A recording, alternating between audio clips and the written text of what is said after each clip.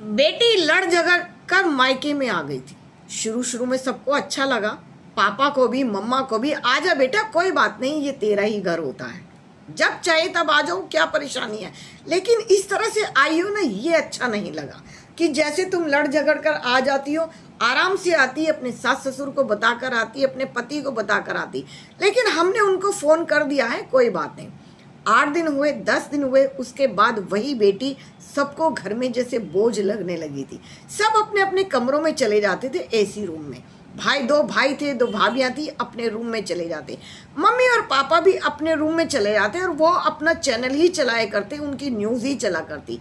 Drawing room में पापा थे, न्यूज़ चलती थी, और मम्मा के कमरे में सारा दिन सत्संग चलता था। शुरू शुरू में बेटी को अच्छा लगता रहा, लेकिन कुछ दिनों बाद उसे समझ नहीं आ रहा था वो कौन सा टीवी देखे।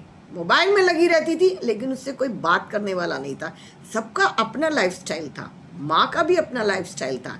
8-10 दिन के बाद ही माँ ने कहा, बेटा तुम थोड़े दिन रुको, जब तक मन में आए रुको, लेकिन मैं भी अपने मायके जाऊंगी, क्योंकि मेरी बहनें भी, मेरे भाई भी, हम सारे छुट्टियों में ही मिलते हैं। अब बच्चों की छुट्टी हो गई है, बेटे बहू की भी छुट्टियां पड़ी हैं, क्योंकि दोनों बच्चे टीचर थे, उनकी भी छुट्टियां हो गई थी।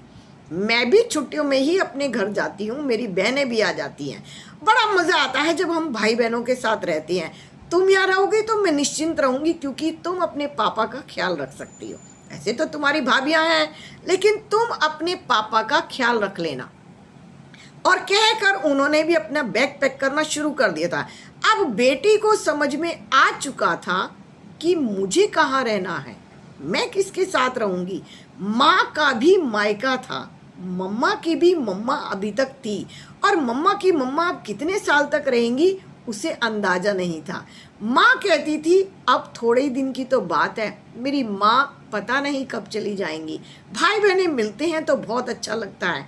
अब बेटी को धीरे धीरे समझ में आने लगा था कि अपना घर ही सबसे अच्छा होता है।